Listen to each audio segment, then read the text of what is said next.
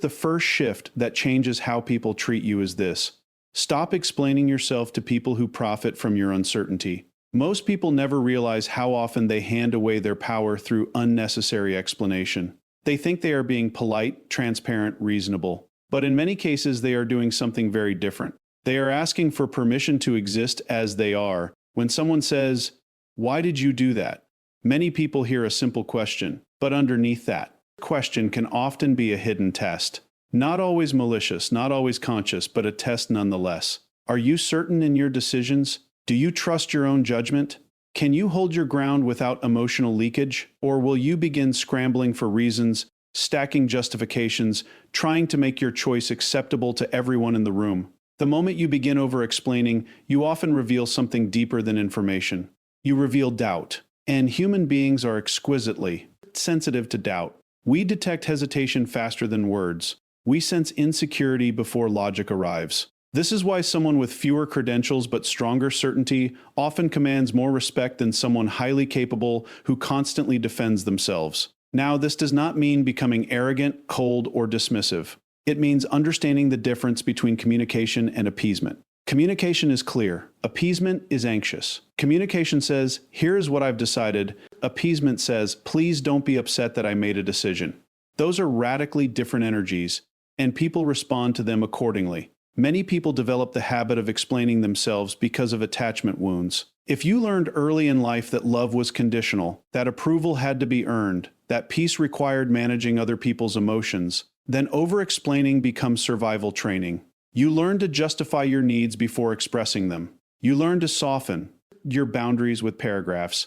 You learn to present every decision like a legal defense case. But adulthood asks something different of you. It asks you to become internally authorized. It asks you to know that not everyone must understand your choices for them to be valid. This is where real respect begins. Because people rarely respect someone who needs consensus before action. Watch powerful individuals carefully. They are often concise. They don't narrate every internal process. They don't beg the room to agree.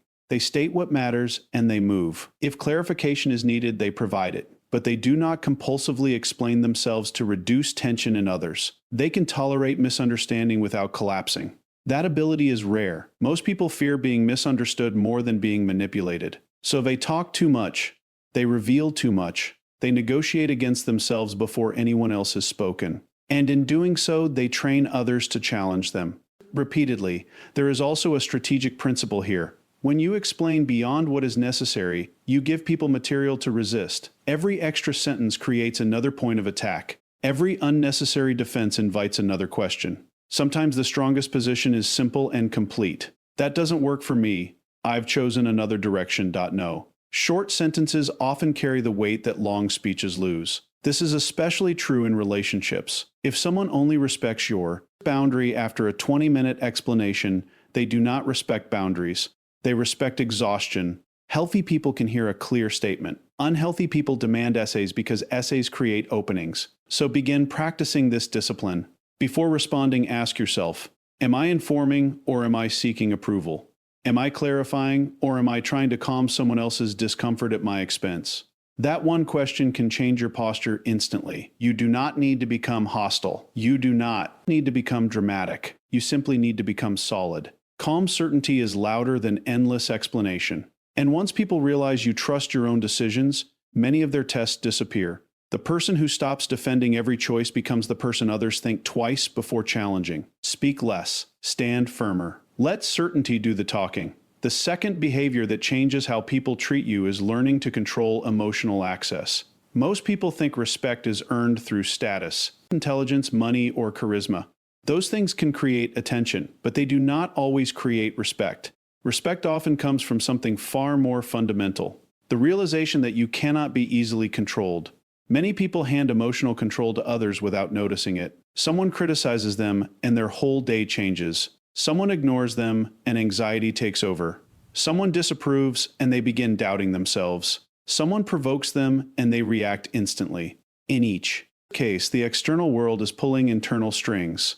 And when people sense they can move you that easily, They may not admire you, they may simply manage you. Human beings constantly read one another for leverage. This is not always malicious. It is often unconscious. We test boundaries, observe reactions, and learn where influence exists. If a small insult can destabilize you, that becomes known. If silence can make you chase, that becomes known. If pressure can make you abandon your standards, that becomes known. The person who cannot regulate emotion becomes predictable, and predictability invites manipulation. Now, controlling emotional access does not mean becoming numb or detached. It does not mean suppressing feeling until you become cold. It means there is a difference between feeling emotion and being ruled by it. Mature strength is not the absence of emotion.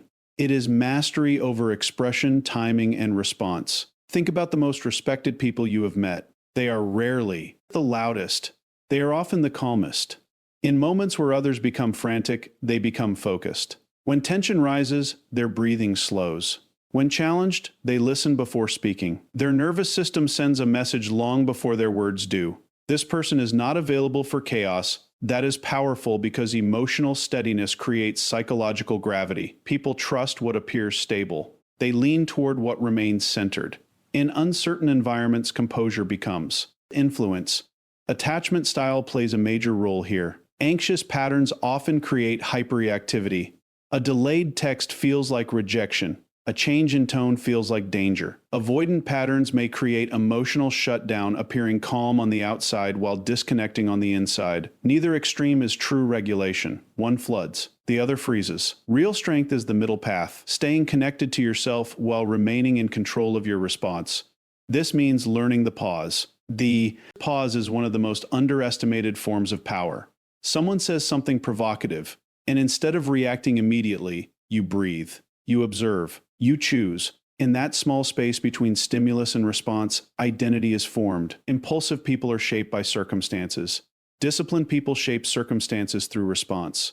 There is also a social truth here. Many conflicts are invitations. Invitations to argue, to defend, to panic, to chase, to prove. You do not have to accept every invitation. Some people only feel significant when they can disturb someone else. When you refuse to participate, their strategy collapses. Imagine the difference between two people facing criticism.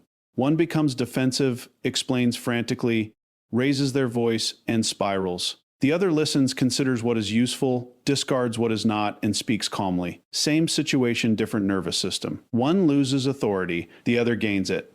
This does not happen overnight. It is trained through repetition. Slow your speech. Notice your triggers. Delay unnecessary responses. Let messages sit before replying. Practice breathing when tension rises. Strengthen the muscle of choice. And perhaps most important, stop making access cheap. Not everyone deserves immediate emotional entry into your inner state. Not every comment deserves a reaction. Not every opinion deserves residence in your mind. Guarding emotional access is not arrogance, it is self-respect. When people realize they cannot bait you, rush you, shame you, or shake you easily, their behavior changes. Some lose interest because control was their goal. Others rise in respect because stability is rare.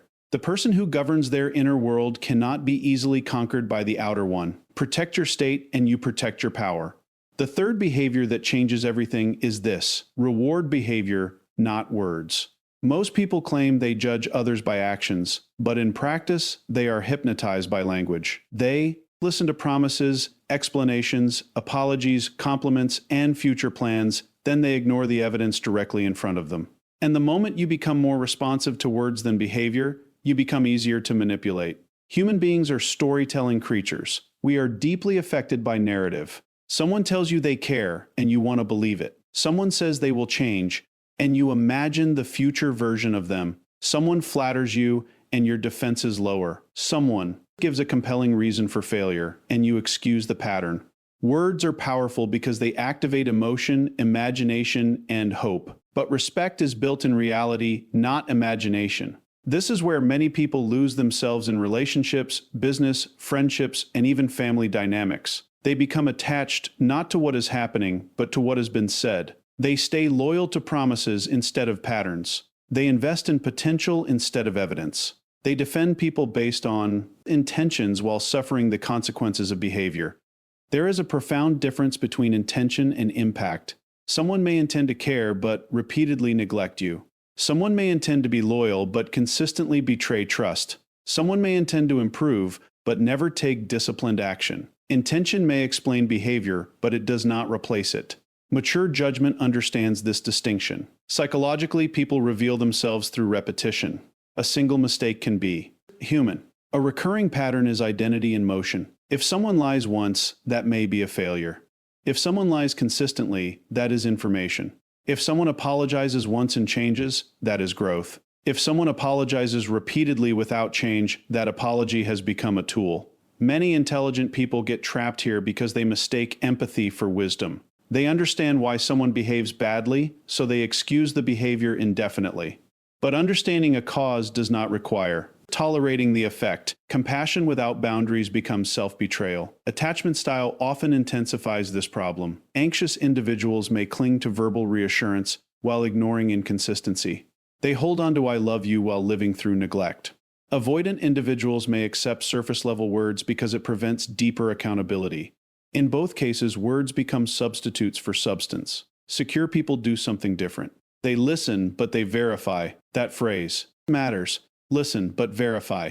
If someone says they respect you, observe whether they honor boundaries. If someone says they value honesty, observe how they behave when truth is uncomfortable. If someone says they are committed, observe consistency over time. Time exposes what language tries to conceal. This principle also applies to yourself. Do not reward your own words over your own behavior. Many people promise themselves discipline, healing, growth, courage. But self-respect does not come from declarations. It comes from evidence. Each time you do what you said you would do, identity strengthens. Each time you abandon your own word, identity weakens. In social dynamics, people quickly learn what earns access to you. If charm works better than consistency, they will use charm. If excuses work better than accountability, they will use excuses. If temporary effort works better than sustained character, they will perform temporary effort. You train people by what you reward. This does not mean becoming cynical or suspicious. It means becoming clear-eyed. Healthy trust is not blind faith, nor constant paranoia. It is the willingness to see what is true, even when truth disappoints hope. So begin asking a different question. Instead of "what did they say?" ask "what have they repeatedly shown?" Instead of "what do they mean?" ask "what do they practice?" Instead of "what could they become?" ask "who are they being now?" When you shift to this standard, everything changes. Manipulative people feel less effective.